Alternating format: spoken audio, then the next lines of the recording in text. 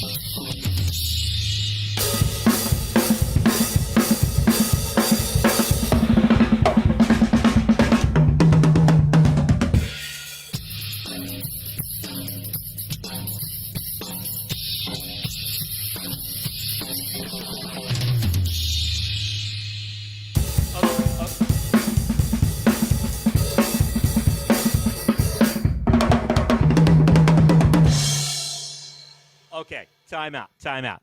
First of all, wow, Dorothea, when you did some of those, I was absolutely blown away. Jamie had For some the good ones, though. Jamie, I mean, you're a god.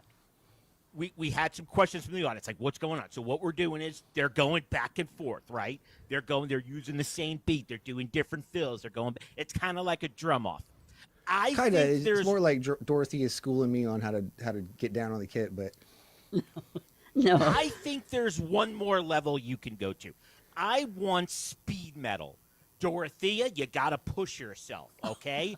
I think we can get there, guys. This is it. This is the you know what I third think would be a tier. better way to step it up would be to maybe do like a swing thing or something. Okay, guys, do we want swing or do we want speed? Let's see. Let's see what the audience wants. I'm always going to defer to Jamie. I'm just curious what the audience wants. Do we want swing I or mean, do we we want go speed? speed. It's up to you guys. Let's see Speed what the metal. Okay, we have a vote. We have a vote from Snowman. We have swing, we have metal, we have speed. Speed. Swing. That's 2 and 2. It's 50-50. Swing. Okay, we're 3-2. Speed, guys, we're 3-3. The next vote, swing. It's swing, guys. Swing wins. Swing All right. wins. Let's go. Let's go. Oh, I love this. Here we go. Dorothea and Jamie trading bars. That's what we call this, trading bars.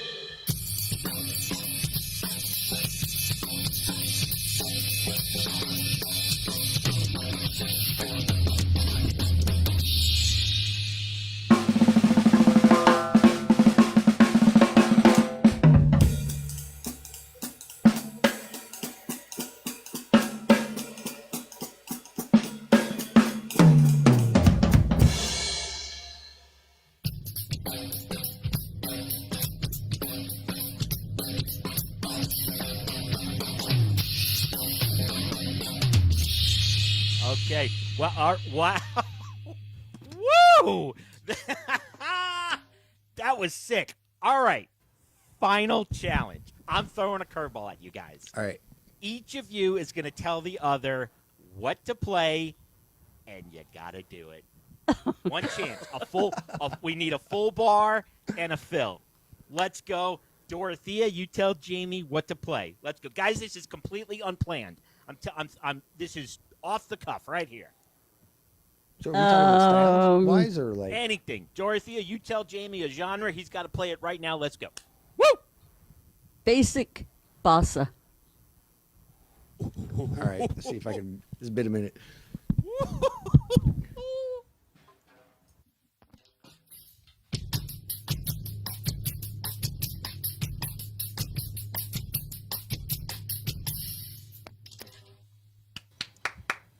This is how talented these musicians are. And I'm going to talk about that.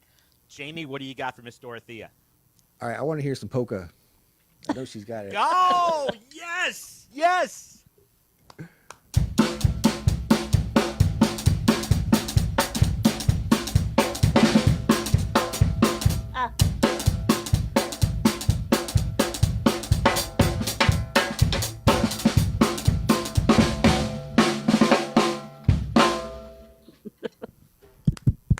I forgot to turn my mic off.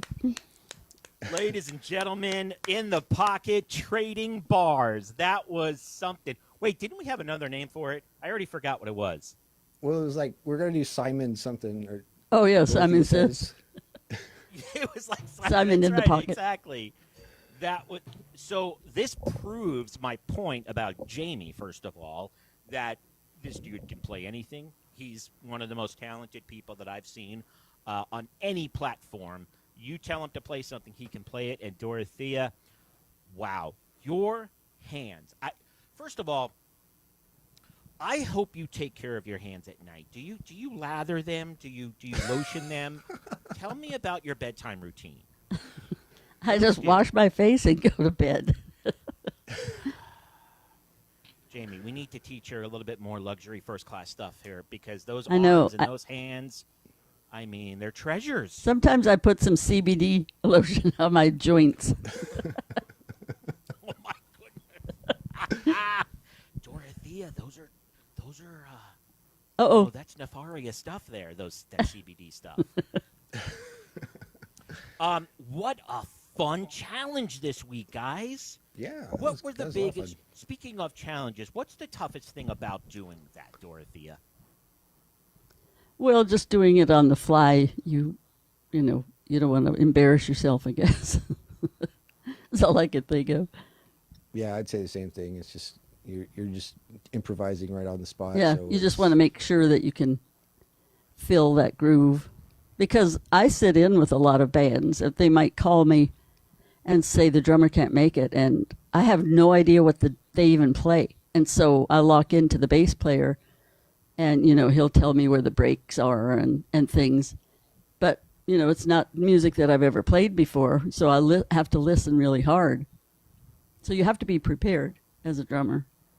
Yeah, and depending on the style of music you're doing, it's sometimes easier to just, you kind of can tell what the form of the song is going to be in the phrasing, so you just kind of lock in with the rhythms on it. Yeah, and you don't have to do any fancy stuff, just lock in the pocket. That's all they want you to do anyway. Yep. So, Jamie, if you're a new drummer coming into a band, let's say there's an article that or a wanted ad that says drummer wanted, and you go in for an audition, but you don't know what kind of music they play, or maybe you do, but you don't know what their vibe is. How do you approach that? Because there's so many different ways you can play, as you just saw. What do you do? Do you stay true to yourself, or do you try and mix different things in there to that audition? Well, you got to play for the music, and so like it's the same thing. Like if you're on TikTok playing and someone requests a song you've never heard before, you put it on, and you just be based on like your knowledge of your instrument and how music is structured, you can usually get through it with the basics, and then you don't have to hit every single accent or every single synchronized little spot, but it depends on what the gig is. Usually you'll get something to be prepared a little bit before you walk in the door there, but some people read charts and that can help. But yeah, you just kind of pull from your experience. If you go into, I call it like the upper class musicians and studio, they'll hand you charts. So you have to be familiar with that. But if you're just playing like a bar gig, like we have so many places here right on the beach, along the beach fronts, and, they're just regular, I call them like bar bands. And they're good. They come from all over to play here, but they don't have charts. You just have to know the music. You'll see charts more often if you're doing like swing and stuff, and yes, like you said, like kind of like higher profile. Yeah, when I do more of an orchestra, several people in there, and there's violins and horn, trumpets and oboes and stuff like that, then I play to a chart. Yeah, I've never seen like a rock gig that has charts or anything like that, though. I don't think I have either. Yeah. So most of that stuff's pretty straightforward. You're not going to go in and sit in for Tool or something, without knowing what you're doing. So. Oh God. Yeah. No, when I watch American Idol and The Voice and things like that, when you see, well, even when I was just at the Grand Ole Opry in Nashville last week, there's musicians all have, it looks like an iPad of some sort, but they all have them, every single musician. And so everyone gets their parts on there. And they don't have to do anything. Somebody's controlling that, changing the page for them and everything. So, the guitars, I imagine, was just, bar of, G major 7 and, the next measure or whatever. But the drummer was looking, so I didn't see the drummer chart to see exactly, but I know they had to have each measure and where the stops and starts were, and, chorus and pre-chorus and verse and stuff like that, so you know where you're at. And a lot of you, if you're not familiar with drum charts, it's not always just like sheet music like you would see, like a flute player or something have. Like Yeah. sometimes you'll see that, but a lot of times it's like you'll see like a bar or two of like a drum pattern, and then it'll just have like a number for how many bars you're going to play that for, you know. And, Yeah. and then if you have something like for swing music, you might see something that's got more like the accents, and those are the parts where, you know, you want to hit like a crash or a snare. or Yeah, something. because it'll have the horn hits and stuff like that. Bah, bah. So it'll have like Yep. X's above that note for the drummer if you want to hit some crashes on those or accents on those same hits. Yep. That's exactly what it. Yeah. Guys, this Yeah. was absolutely fascinating. We have a pretty good question in here from the audience. For those of you that maybe don't bring your own kit and have to play on someone else's, how do you adjust your playing style to the kit that you're playing? Is there an adjustment? How long does it take to get used to that feel of both the kit itself physically and then sonically? How long does it take to get used to it? And does it change your style of playing? I mean, that's a great question. And one of the things I like to do is bring my own kick pedal. And you know, you got to kind of keep the other, if you're sharing a kit with other drummers, you got to kind of keep them in consideration. But, you know, your snare height's important, you know, your hi-hat height is important, your kick, but, you know, being able to be versatile on different, you know, levels or whatever is helpful, you know, but it's Yeah. always a difficult thing, you know.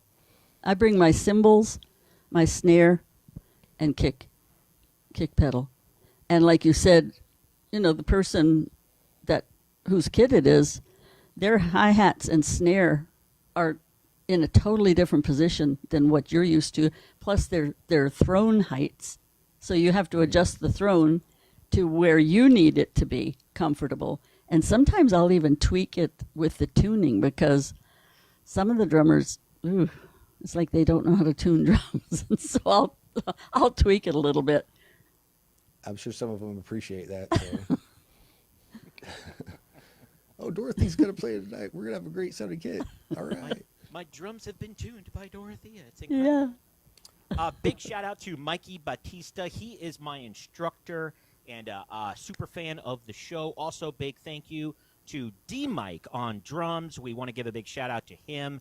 Also, Miss Lori Peters. Both D Mike and I had attended the Drumathon 2025 yesterday here in Awesome. Dallas, Texas, and all of the money went towards the Breast Cancer Foundation, and it was wonderful to see Miss Lori Peters play. D Mike got to play with Lori.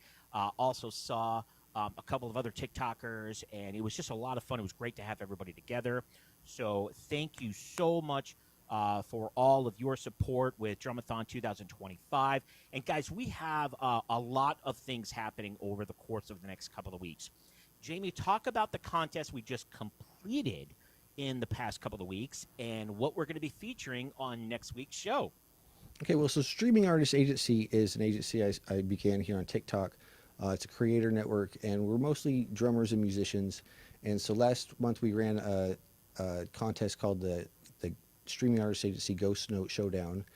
And it was just, you know, a pair of battles and like a bracket. And then the final winner was a streamer on here called House on the Hill. And they're going to be coming on the show on the 17th of November as their prize for winning the contest. And we're going to be holding another one in the future. We're going to be doing a big drum off, and it's going to be platform wide. Anyone on TikTok that wants to come and perform in this can compete. And we're going to, you know, do a bracket style competition and get down to one finalist. And that's all we're announcing for right now, but be prepared for more information on that here in the near future. Somebody And, wants to know yeah. about my streaming. Jamie, you could probably tell them Oh, your more so your than audio me. setup? Yes. Yeah, so it's, you know, and this is something that's we are happy to help you guys out with Streaming Artist Agency if you need help getting your audio set up together. But Dorothea's got you're using individual drum mics, correct? Yes. Well, So just two overheads, a snare, and a kick. okay. And she runs that into a mixer that is then goes out to an iRig. There's also a lot of mixers that have built-in USB interfaces, which are there's a really good one from Personas, and there's a number of good ones out there. But you basically have to go into a mixer and then output your audio signal from that into like a USB interface, unless there's one built into the mixer, and that's what goes into your phone and then broadcasts the audio. You can also run it through like a DAW. Like I run my drum mics in through a Pro Tools setup, and then I have it output into a mixer that has a USB interface, and then into my phone. Yeah, so it's not just a clear cut, okay, I do this. There's several different things. So I had to find something that worked for me. So I found the iRig. The iRig has two outputs. And so one is for music and one is for headphones. Is that right, Jamie? Yep, that's correct. And then then I plug it into my iPad. So I'm looking through my iPad at this, but it would be the same thing for a phone. Yeah, and there's a lot of different ways you can set it up. Mixer I recommend highly is the PreSonus AR. There's a 12C and an AR 16C, and it's got great mic preamps, and it sounds really good, and has a built-in USB interface and everything set up for streaming. Yeah. So which I might really step up one day. Yeah, we got to get you one of those. Yes. Jamie, I'm going to plug our guest for next week. Can you go ahead and send the invitation to our guest? I'm having some difficulty doing that. Let's see if you can do that. And next week, guys, don't forget to tune in next Monday, every Monday, 8 p.m. Eastern, 7 p.m. Central, 5 p.m. if you're on the West Coast, in California, I guess, what is that, Arizona sometimes, Dorothea, right? I don't know the time zones. But our guest next week is going to be the wonderful, the amazing John Sparrow from Violent Femmes. And this is going to be fun because we know that John plays some really wicked stuff on his barbecue, and it's going to be a lot of fun. But tonight, oh, there he is. I was getting worried, Tyler. I was getting nervous. I was like, where is my friend? Oh, okay, guys, I'm okay. Breathe, Darren. Breathe. Breathe, breathe, breathe. He's really excited about this one. Let me do a proper intro. Ladies and gentlemen, boys and girls, drummers, guitarists, musicians, cats, dogs, birds. We are in the presence of a young god. I have seen drummers on YouTube, on TikTok, in person. What Tyler Visser Drums does is otherworldly. And I am so proud and so honored to welcome you to In the Pocket, Mr. Tyler Visser. Welcome to In the Pocket, sir. Thank you so much, Darren. I really appreciate it. It's an absolute honor to be here, and it's a great opportunity. So I'm really looking forward to it. I have 7,322 questions for you. Buckle up, ladies and gentlemen. Dorothea, Jamie, you're going to get your word in. I promise. I promise. I'm such a huge fan. Everybody, I guess everybody that knows you for something very specific. For those that don't know Mr. Tyler Visser recently did the entire Tool discography in one take. That's right. He sat down, he started the entire discography from start to finish in one take. Tyler, what prompted you to do that type of challenge? Honestly, I don't really know what initially got me there, but I'm finding it like there's so much content out there nowadays, and I find it really hard to kind of differentiate yourself in regards to like what other people are doing and stuff. And so I originally I started listening to Tool and stuff, and I really got into their stuff because Danny's playing it's so tribal, but at the same time it incorporates a lot of aspects of different genres and stuff as well. And so I got more into that, and then I challenged myself. I'm like, you know what? One day I want to do an album from Tool in one take or something. So then I gave that a shot. And I had a lot of fun with it. It was a great challenge and stuff. And then just eventually, like I kept learning more and more tool and stuff. And I think I went through all their studio albums on YouTube. And then after that, I'm like, I know this might be a bit of a long shot. And it sounded crazy when I said it the first time too. I'm like, I'm going to give it a shot. I want to do the discography. I want to do something because I feel like there's a lot of like AI stuff out there as well now too. And a lot of short form content. Yes. And I wanted to kind of bring back more of a human aspect to, I don't know, like online content. So I left like a lot of mistakes in the video. And I just jammed through the discography to the best of my ability. And yeah, I don't know, that's kind of how things happen. It was bonkers. Now, when I was going to the gym, I would watch your single album videos, and then I saw you did the whole discography, and it just blew my mind. What prep goes into that?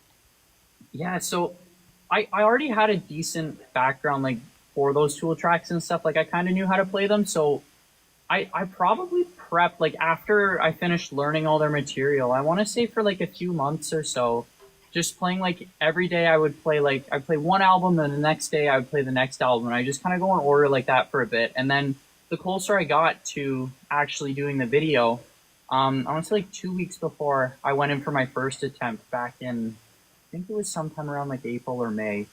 I just started playing, like I play half of the discography in one day, and then the next day I do the other half and stuff. And I'm just kind of working up, I guess my physical endurance for it, because it's such a long video that like my tendons and stuff and my arms and stuff, like they get strained over that much time, especially with that intensity of playing. So even just learning to play with like holding the sticks a little bit lighter, like when I'm hitting my ride cymbal and stuff, so like the shock doesn't go through my knuckles, and like all those little, there's so many little things that went into just making sure that I could make through it like physically okay, as opposed to just like going for it and then getting injured, which actually did happen through a first of the few attempts. So yeah.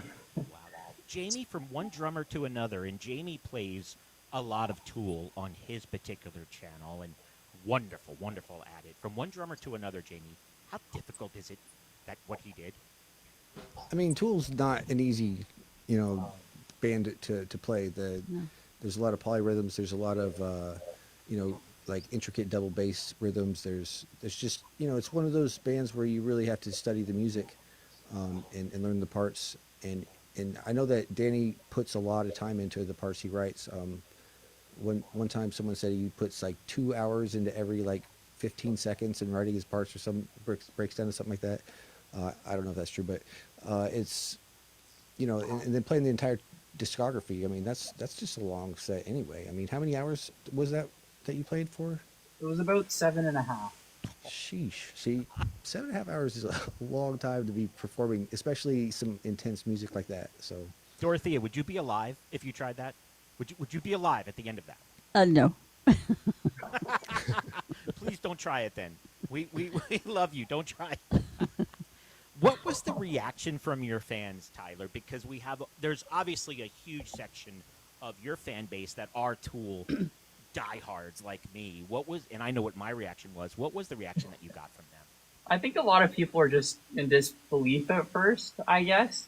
A lot of people were super surprised and stuff, and I don't really know. I had to, honestly, I took a little bit of a step back initially, and I just kind of let things play out online. I just kept living my life normally and stuff, because it was a lot at first with all the comments and stuff coming in. So I just tried to stay true to myself, just keep doing my thing and stuff. But I think another thing too that I think I'm super grateful for, at least, is that a lot of people seem super inspired by it, which is honestly like I want to be able to share my passion with others and show people that even though like something like it might seem super impossible, but like if you go for it and you really set your mind for it, like you can do it. And like I've received a lot of comments too from people saying like they picked up their drumsticks for like the first time in like 20 years or something, and I'm just like I'm so glad like I could help you do something like that, So yeah.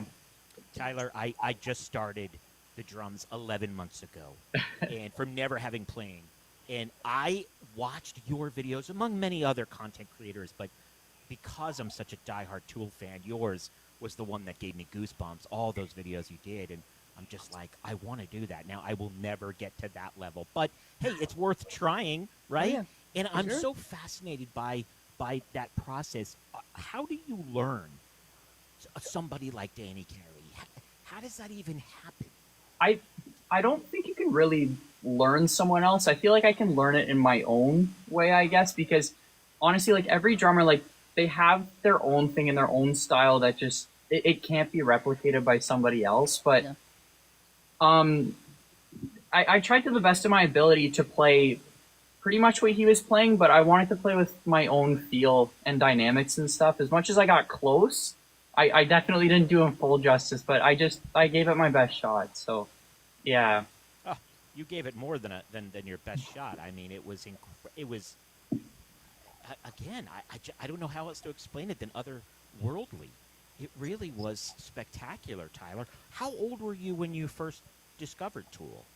I want to say I think I discovered Tool around the time Danny released his Numa video with Vic Firth. So That was not that long ago. I don't think that was too long ago. Yeah. Wow. Whenever, yeah, it was around that time. And how old were you when you started playing? I started around like the age of 5 or 6. I got my own kit like around the age, I think almost when I was 7 years old was when I got my first kit. And do you have a musical family, or was this your own? Not majorly, no. Like my mom used to play like when she was younger and stuff. And then just like out of the blue, like when I was younger, I just said that I wanted to give drums a shot, and like obviously she was super happy to hear that because she used to do it, and then just seeing me do it too. So she signed me up for lessons and stuff, and then I did lessons for quite a while, about 8 years or so, and then just like the past 6 years, I've just been kind of by myself, just going about things. So yeah. At what age did you start exploring limb independence? That's a good question. Honestly, probably when I started learning Tool, like I wasn't totally aware of what limit independence was when I started learning Tool because it was a newer concept to me. But more like when I started doing some more polyrhythmic stuff was probably 2 or 3 years ago, maybe even 4, somewhere around there. But yeah, I believe it's somewhere around there. I think we should give these people a little demonstration here. Yeah, we need a sample. Show us a little limb independence, Mr. Tyler. Yeah, of course. So the first one I actually ever did, it's not exactly like how I label them. I'll label them like 2, 3, 4, 6 or something, and that's just signifying like how many beats each limb is playing in the same amount of time or something, just so it's easier to understand. So the first one I ever did was 2 against 3 against 4 against 6. So obviously 2 and 3, like they're factors into 4 and 6, so they fall under the same thing. But what I like to do to try to add a little bit of texture and stuff to it, as well as I'll move my limbs around as well, just to kind of modulate in between. So like while I'm playing 6 in my right hand, I'm doing groupings of 4 like between the different drums. So it would be 6 beats, but I'm going like 4. So I'll go 2 high toms and 2 low toms. Like, but then I'll throw that over everything else. So here, I'll give the first one a shot, and then yeah.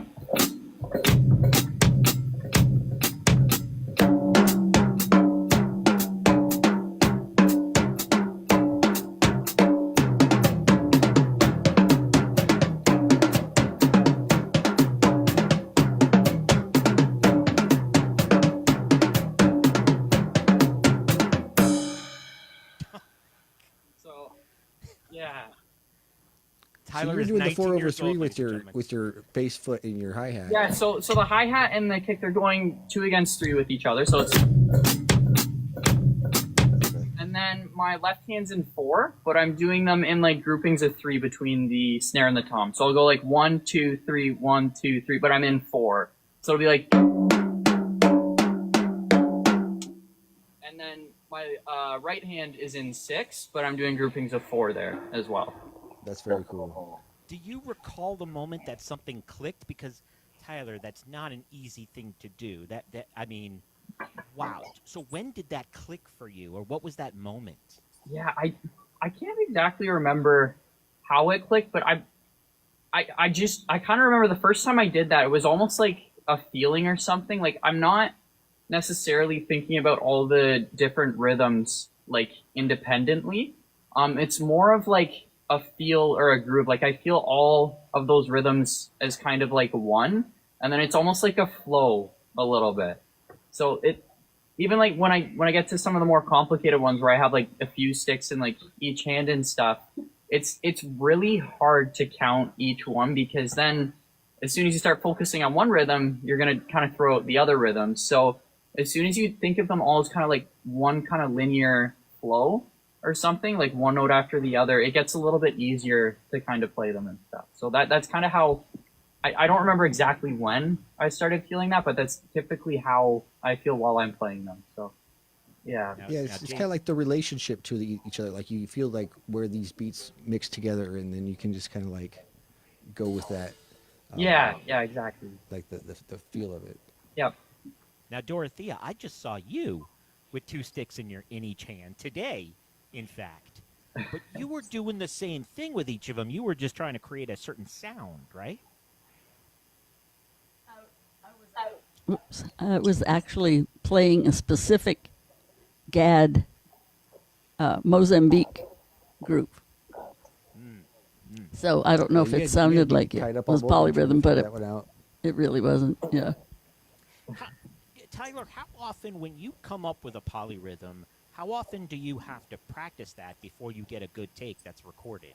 Yeah. So if they're more, like if they're smaller numbers, and they're more like even factors or like more common polyrhythms, like 2 against 3 and stuff, those ones typically, they could take like an afternoon to put together, but something like if the 2 against 3, 4, 5, 6, 7 one, that took probably a couple months of consistent practice, because I had to really consolidate like the feet together with like one hand and stuff. And as soon as that became muscle memory, I would add in like another stick and then another one, just one at a time, super slowly, just kind of taking my time with it and not forcing it. So yeah, it really ranges depending on how many numbers are involved and all that. But there's a lot of math behind it too. So yeah. Is that one you could demonstrate for us? Yeah, sure. So let me grab here. I'll do one with 2 sticks in one hand, and then I'll just do one on my left. So this one is 2, 3, 4, 5, 6, which I believe Jacob Collier actually did a polyrhythm with that, but he did it on one hand instead of like split between limbs. So that's a lot more difficult. But yeah, so I'll go for it.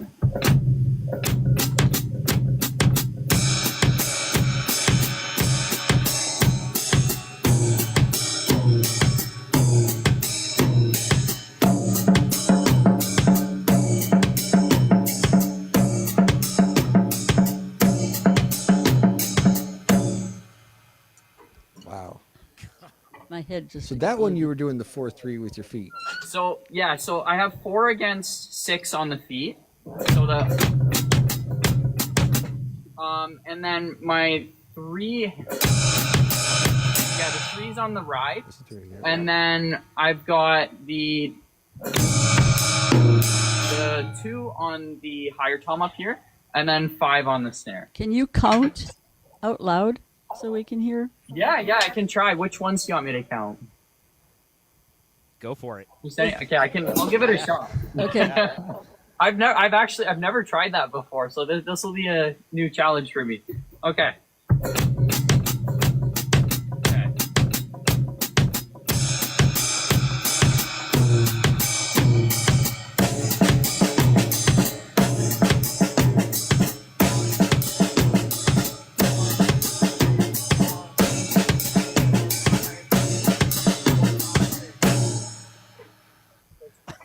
That's complicated. A little bit, but Great job. yeah, it's kind of tough to split them. It wasn't great, but Yeah, but that's what you have to do in your brain is split those Yeah. up. exactly, yeah. How would you describe, Danny, Danny Carey from Tool, that is. And guys, if you're just joining us, we have Tyler Visser drums, huge content creator on YouTube. Please follow his page. Hit that little plus sign right near his name on TikTok as well, and watch the amazing content that he provides and pushes out weekly. To a non-drummer, because I've had this conversation with my wife, Tyler, and I always struggle with how to describe what Danny does. How would you describe what Danny does from Tool? I feel like that's kind of a difficult question because there's a lot that goes into like being a part of a band and a musical experience as well. It's not all about just kind of showing off skill, like what you can do on the drums. You also have to be a part of the music, right? So with Danny and stuff, I feel like he does a really good job of his parts are very technically sound and tough to play, but at the same time, he also fits the music and stuff, and everything's just kind of like one flow and stuff. So he's not trying to show off, but at the same time, what he's playing, it ties everything together. So I think that's really difficult to do, especially when writing parts and whatnot. So yeah. Yeah, keeping that musicality in there, that's the key. And he does that really well, I agree. Can you play just a very familiar Tool riff? Yeah, of course. So would we get copyrighted, Jamie, if he just does the drum No, part? you'd be fine. I'll just play the drums. Yeah, I can do a lot of polyrhythms from Tool are actually quite popular. So I'll do the one from the middle of Lateralis. So that's split between the hi-hat, kick, and snare. So.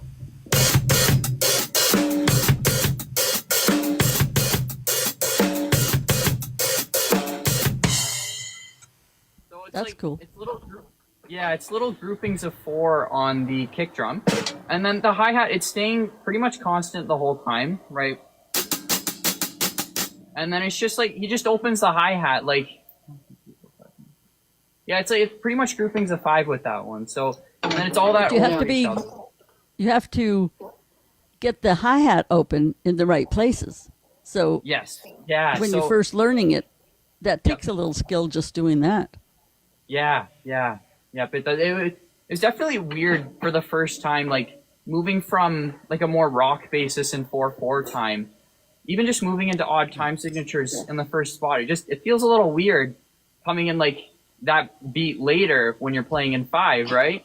And then like when you keep adding beats and stuff, but the more you do it, it becomes more familiar and stuff. So yeah, I totally get what you're saying. Do you get bored when you go back to like a normal 4/4?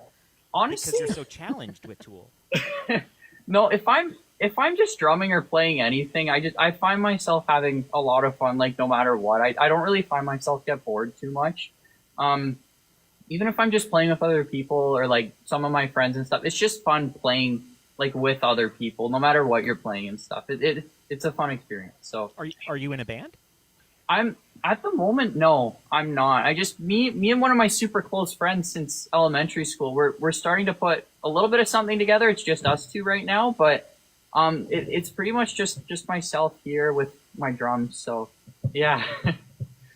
If you could, from one Tool fan to another, if you could only play one Tool song, to end your career, what would it be? That's a tough one. I know. Tool song, wow. Probably Rosetta Stone, honestly. Oh yeah. That's probably one of my favorite. There's a lot of contrast in what he's playing in that piece. And okay, talk about what Danny does in that song to those that don't know, because there's the ramp up and then the slow down. Yeah, it's complex.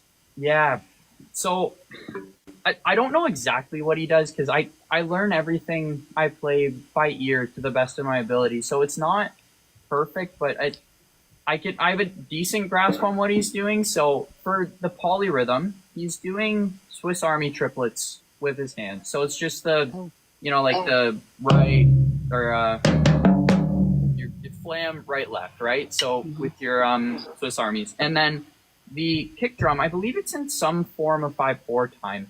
So it's within a grouping of 5 beats. So it's, and then against the hi-hat, he's just holding quarters on the hi-hat with that. So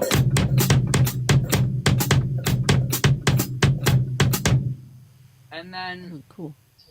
yeah, then you chuck the Swiss Armies over that, and that's when it starts to get really weird because they're in like a more 6/8 feel, right? Yeah, So or the three. Yeah, there's three or triplet feel. Yeah. exactly, yeah, like a triplet feel with all that over it. So then,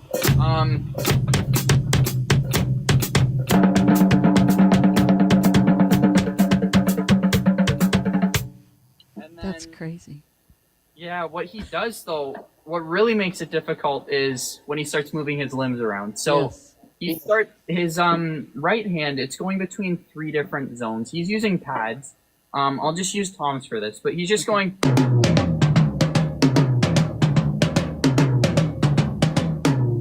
And then the left hand is on a different pad over somewhere over here.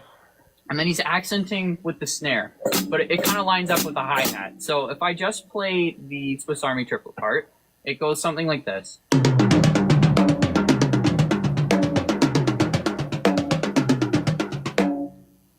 then I like that. adding the hi-hat.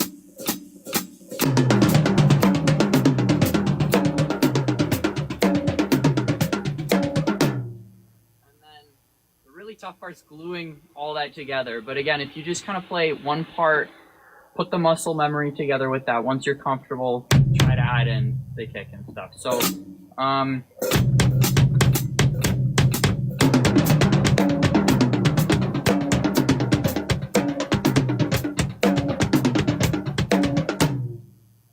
Wow. phrasing I just That's played there was impressive. one cycle before everything lines back up again. I could do it, except I couldn't do the bass drum. Yeah. That might be your challenge next week then, Dorothea. I might need to send you Rosetta Stone, the song to learn. What I about looked the up. part where... Go ahead. I looked on my phone because I remembered I had 2 Tool songs in my library. Sober, I like that one. And then Yep. is the other one called Enema? It's A-E. Yeah, Anima, yeah. Yeah, Anima. that's a great riff. That's So I like song. both of those. But I don't Yeah. know if I could play the whole song. Well, you could do Sober, because Sober is a 4/4. My instructor is actually trying to get me to learn Sober, because it's a 4/4. Yeah. I don't know. Is it 4/4 all the way through? I think so, yeah. Yep. Okay. Yeah, most Yeah, of the I like songs that on one. Record. Yep. Yeah. The part in Rosetta Stone that I've always heard was tough was when he's doing the speed up to the slow down, where he's going. Oh, That yes. I Why don't is that know. so difficult?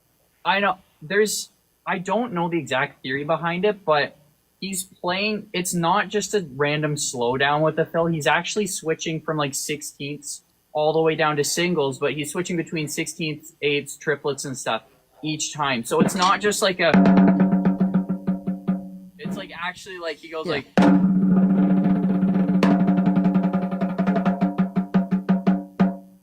So it just kind of falls Oh, cool. between those different beats. Yeah. Good Lord, Jamie.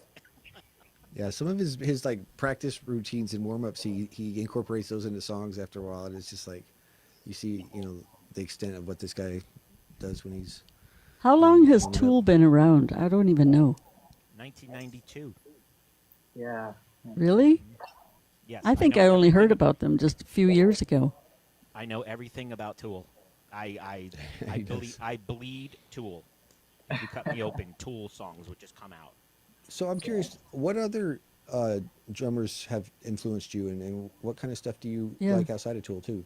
Yeah, of course. So a couple big ones for me were Neil Peart and Taylor Hawkins. Actually, were like the two I looked up to the most, like when I started, because I grew up like listening to the Foo Fighters and stuff. So I played a lot of Foo Fighters material in the beginning because I was really drawn to that. And then as I kind of branched out a bit, I actually got the opportunity to see the Foo Fighters live in 2018 at the Rogers Center in Toronto. So that was a real kind of turning point for me, I guess, where I'm like, I want to do something like this. Like, this is what I want to do. So then, and he was actually wearing a Rush shirt at that show. Oh. So then that's when I started kind of looking more up to Neil and whatnot and his playing. And it turns out he's actually from my area here, like around St. Catharines, Ontario, which was super cool to learn about and stuff. So, yeah, yeah, I really started looking into more of Neil's playing and stuff. And I think You kind of look like a sort of a young Stuart Copeland. Yeah. I've listened to the Police too. I really like their material and stuff. Really, really great. He's got really, really good like hi-hat dynamics and stuff I'm playing on there. So yeah, super, super cool playing. But I honestly, a lot of the music I listen to, it's kind of funny because I don't listen to a crazy amount of music when I'm not drumming. But I'll listen to honestly anything. I don't have like a go-to style. If there's music on, I try to pick it apart and try to hear what all the different instruments are doing and like whatnot to try to bring it in to just kind of like expand my knowledge. So when I actually go to create, I can draw in aspects of different styles. So, As a drummer, do you latch more onto the bass, or are you more of a vocal or the rhythm guitar? What do you latch onto more immediately? I latch right on to the drums right away with like a mix of the bass guitar and stuff. So I'll hear those right away, and then I start hearing all little aspects and stuff, and then like sometimes there's like little shakers or like other little percussive elements that you don't normally hear, but like yeah. And so what's next for you? Are you furthering your education? Are you going to be trying to play more, or what's your next step? Yeah, so I really do want to make drumming something that I can turn into a passionate career and stuff. But I also just want to make sure I have a backup and stuff. So I want to make sure I have a solid education behind me as well and stuff. So I'm in school for engineering right now. And I'm just I'm trying my best right now to balance everything and make sure I still have my drum time, because it's honestly, it's my release from all the stress and stuff and whatnot. So it's great just to come home on the weekend, play my drums, and then go back to school and do that. But that's kind of why I was kind of saying like music education. Like, are you going to further like expand on drumming through traditional means, or are you more like a self-taught kind of person? Or I'm more self-taught, but like over the last year, I actually had the opportunity to take lessons from my mom's old instructor from when she was younger, which is it was really cool because she got to see him again, and it was really nice. But I really want to strengthen my knowledge with like theory and stuff and being able to read, because that's not something I really followed too closely when I started playing drums like a lot more by myself. I just wanted to play along to songs and stuff. But then there's the whole other side of being able to read that music as well and perform with that. So it's been really fun, like actually learning how to approach drums in a different way as well. So yeah, I want to keep taking opportunities like that if I can, just to expand my knowledge and whatnot. But as opposed to like with the actual school and stuff, I'm in like engineering right now, and not in a music directed thing, but I'm keeping it more self-taught with, like, if I get the opportunity to learn, like I will. As a grandmother, and as a mother, and as someone who worked in a music store and used to wait on poor drummers, I can tell you, doing what you're doing right now and having a background in something else, you can always still be a drummer. But if you don't have a gig, you don't have money, honey. Yeah. So it's so wise to do what you're doing. Yeah, thank you. Yeah, I just thought it would be just the best way, because if I get that degree now, I can keep drumming and stuff now, and I can make it work. Like if it's meant to be, things will work out. So, if you get married and have children, you don't want to be just relying on if you're playing a gig or not, Dorothea has you married and having children already. Yep. Yeah. And well, hopefully that happens one day. But I think you will thank yourself for, having an engineering degree as well. Because you can always play drums on the weekend and in the evenings, Yep. I would feel very safe being in a building built by Tyler. I mean, what he's doing is very structural and very careful. I'd feel very safe in a building that you build. So please, by all means, build us a building, Tyler. You know, call it the tool. I don't know. You know, you could call it whatever you want. You are very talented. I see, a lot of things coming your way. I'm sure if Yes, you I do. stick with it. I do Thank too. you. We have a lot of questions on gear, if you don't mind talking about it. So, the kit that you're on now, is that the kit you use for your tool content and other content, or is there another one you use? And talk about those kits. Yeah, of course. So this is my second kit. It's the only one I'm using at the moment. It's a Tama Star Classic Maple kit.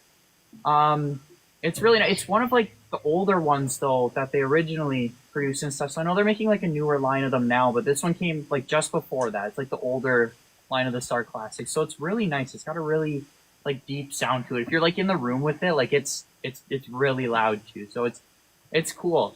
Well, you're not even mic'd. I don't know if everybody realized that. You're not even mic'd. And your toms sound amazing. Yeah. Yeah, Yeah, it's got through a phone microphone. That's crazy. Yeah, like the toms, like they're super super deep and resonant too, which is Yes. really nice. Yeah, it's fun to play. But yeah, my first kit I had a Tama just Imperial Star kit. It was like super baseline kit. I used that all the way up to like a couple years ago, and then I just got this one, which I was lucky enough to get it off of one of my family friends and stuff too. So it's still like it was like his original kit too. So it's nice that he said it was nice that he was able to sell it to me too. So it's still like close to home and stuff. So yeah. And what size is everything? What size are your toms, kick, Yeah, and snare? Right now I've got a 8-inch, 10-inch, 14 and 16. And then the snare is, I believe it's 14 by 6.5 or something. It's a steel snare, so I'm not using the snare from this kit. It's a Tama Soundworks steel snare, so it cuts through really nice. So yeah, And the cymbals? yeah. So they're all A customs. I've got a 16-inch A custom crash here from Zildjian, 18-inch crash.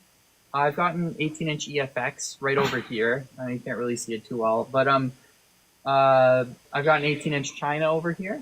There's a stack, so I've got like a couple cracks in one of my older EFX cymbals. So what I did is I bought like a smaller, it's like an Oriental China, and I put that on the bottom, and then I put the broken EFX on top. So it's got a really cool trashy sound, which is nice. So I'm happy that worked out. And then I've got a 22-inch Ping Ride, 10-inch Splash. And then I've got like a little baby stack over here. It's just a smaller version of this one. And then just 14-inch hi-hat. So. And what do you use to get the sounds for Tool? Obviously, Danny's using, are they called mandala pads? Mandala pads, yep. Is that what you're using as well? So I don't actually have mandala pads. I'm just using like a really starter like baseline Yamaha TP70S pad over here. Okay. And then I've got a Elisa Sample Pad Pro over here. And then a lot of the sounds that are loaded onto them, I actually created like through Logic Pro using a lot of stock plugins, and then I had to process them quite a bit. And there are also some cool like open resource online things that had sounds that were decently close. They weren't exactly there, so I had to run them back through Logic just to like tune them, time stretch them and stuff, just to make sure they lined up close with Danny's stuff. So yeah. Very cool. How many pieces of equipment have you gone through over the years? I mean, it's certainly playing more complex stuff. Yeah. Do you just consistently add something on every week? Are your parents like, please don't go to the drum store this week?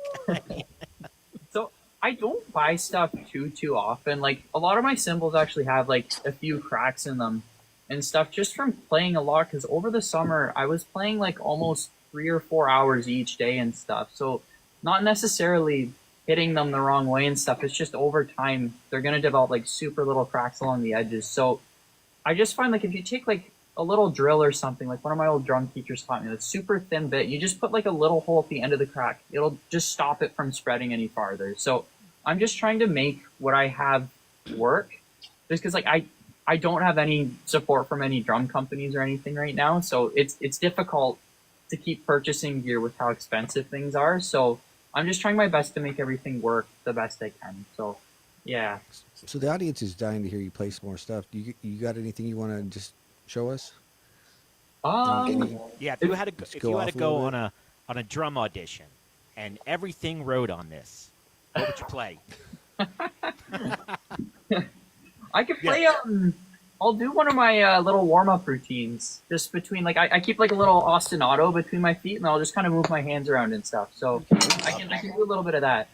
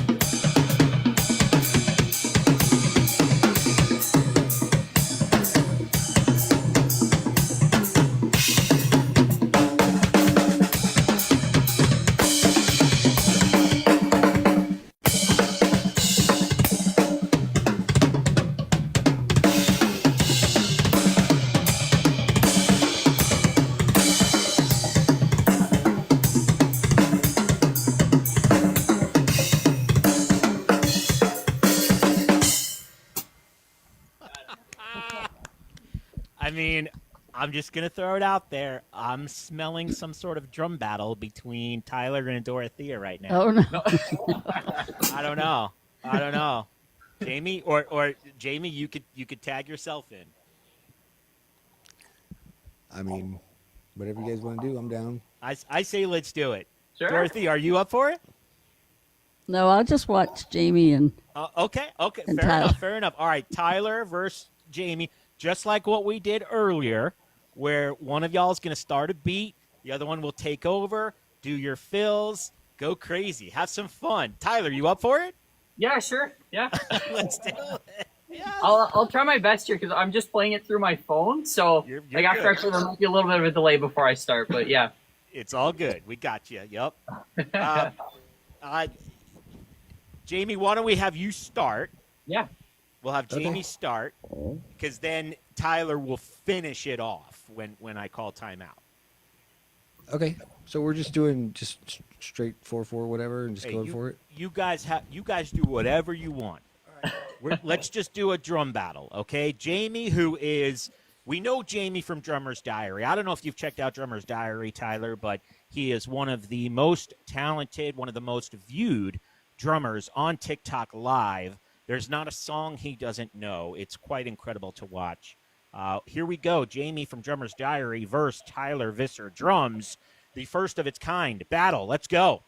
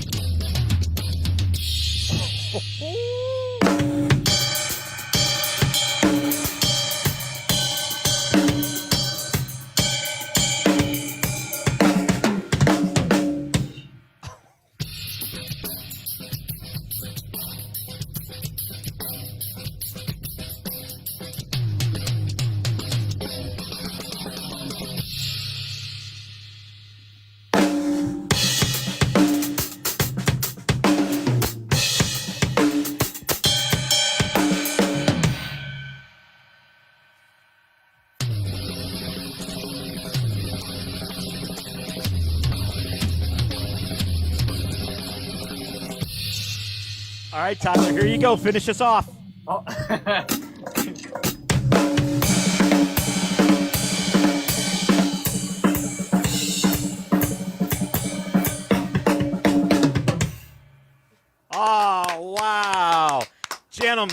Well done. That was incredible. And I love that they used rudiments, 6-stroke rolls and all that good stuff that I preach. Yep. Well, I'm glad you brought that up, Dorothea. Tyler, how important, how much of a factor was learning rudiments growing up and learning the drums? Yeah, of course. So I wasn't extremely strong on rudiments, actually. Just until like the last year or so, I started getting a lot more into them because they're really like the basis or like building block to a lot of rhythms and stuff. And it's really important to have like your rudiments down, especially like when you're building grooves and whatnot. Just because like when I didn't learn them, it becomes really useful when you're doing improvisational work and stuff as well, because if you're just jamming and stuff, right? Like it just gives you more of an outlet to experiment with different sounds and textures on your kit as well, like different voicings. Like sure, you can play like the same eighth notes or whatnot, but you can play those eighth notes in different ways with different stickings, right? And like if you split them between different drums, instead of just doing like, right, like just stuff like that, right? Like throwing different stickings and stuff together. So yeah. Very important. Yeah, incredible. Absolutely. Wow. This was truly a thrill, Tyler. I'm so honored that you agreed to come on the show.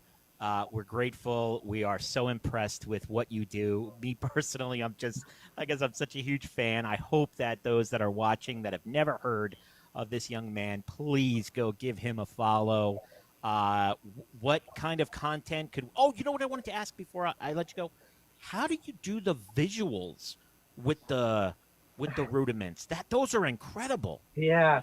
So they actually take a lot longer to make sometimes than the actual video, because I make them through like a cool little different tools in my video editing software. It's through like Fusion tools. I'm not too sure if you're familiar with that, but it allows you to generate different like effects and shapes and stuff on the screen. So just by going through, like I have a few different basis shapes and stuff with like the little circle on them. So it'll just like circle around the shape. And then what I can do is I can layer those different shapes on top of each other, like within the same time frame within that tool. And then it lets me like build different layers. I can choose how many different shapes I want on top of them and stuff. And then I just like resize them. I can change the color of them as well and stuff. And then I just make a little circle out of them, and then I'll put them in like the top corner of the screen and stuff when I edit and whatnot. So yeah. I think it's really cool for those that maybe aren't familiar with what polyrhythms are. I showed it to my wife, and she couldn't quite grasp what polyrhythms are. And I'm like, watch the visual. And guys, there's like these shapes that are, and he puts dots on them of every beat that he's hitting, and it really showcases. Now, the most fascinating thing, I was hoping you could do this for us to play us out. Yeah. You do a polyrhythm going up, where you start with each element. Yeah. You get it all together, and then you take every piece away. Yeah. Oh, That cool. is like, dude, like you bring it to another level of complexity. Thank you. Can you share that with us? Yeah, sure. I'll do the one I did back at the beginning with the couple sticks in one hand. I'll work my way up, and then I'll work my way back down with it.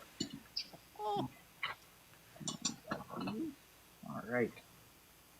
So I'll just start with the feet. Yeah.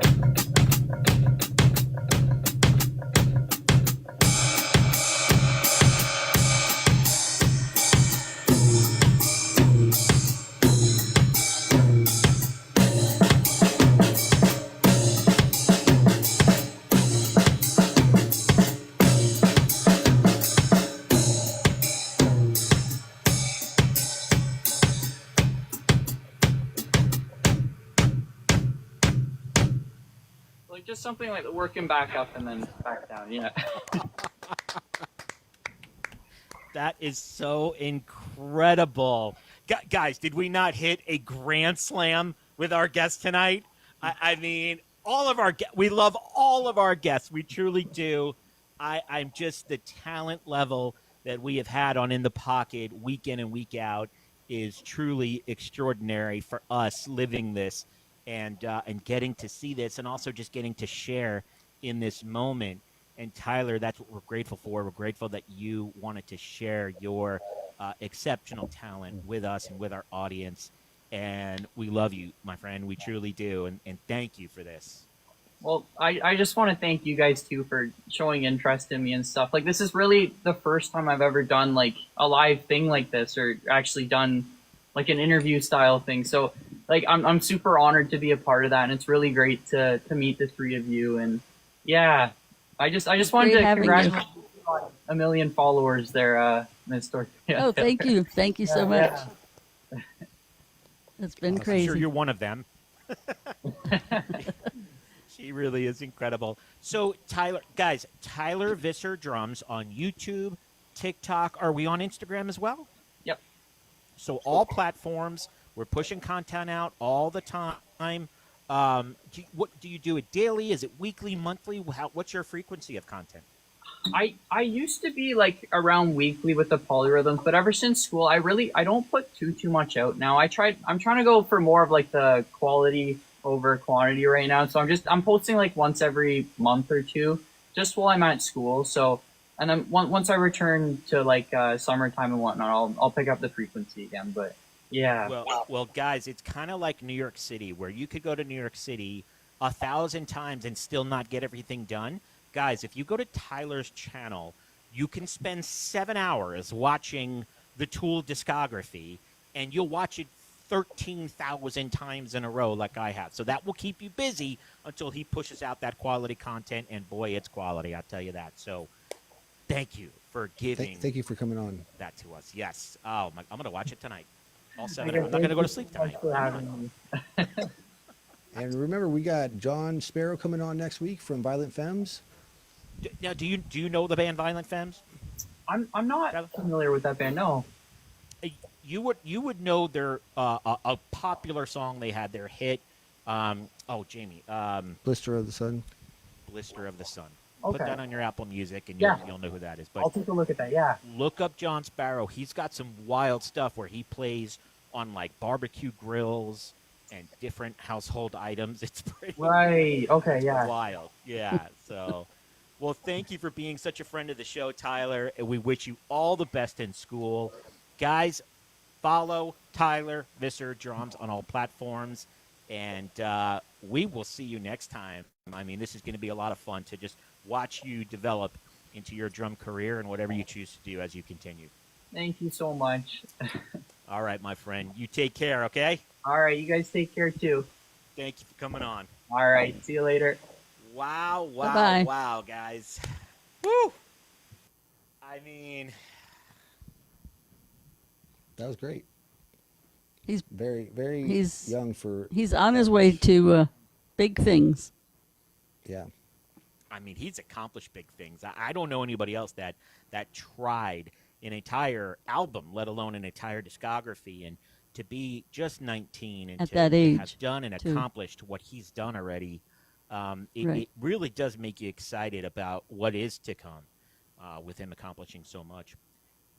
Jamie, Yeah. have you ever done a polyrhythm? Can you do polyrhythms? Not to put you on the spot. Oh, yeah. I'm curious.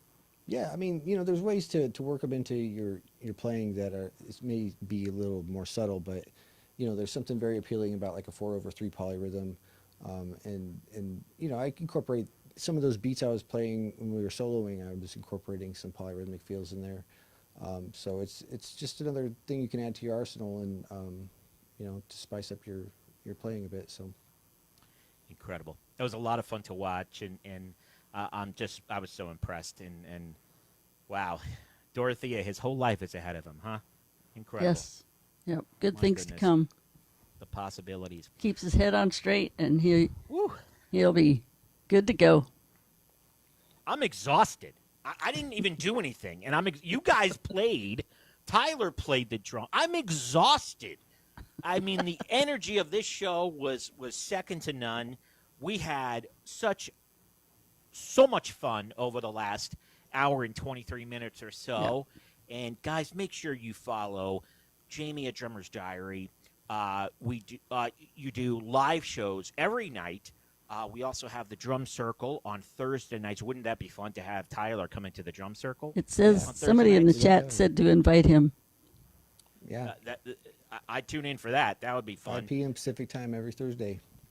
It really is a lot of fun to watch. And Dorothea, you put out a video the other day that went bonkers Yes. on the internet.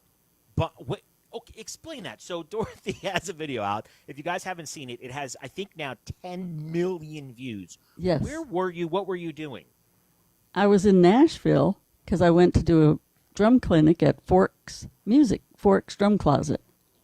And so my manager took me around, and we went down on Broadway, the main street there in Nashville, and where all the bands are playing.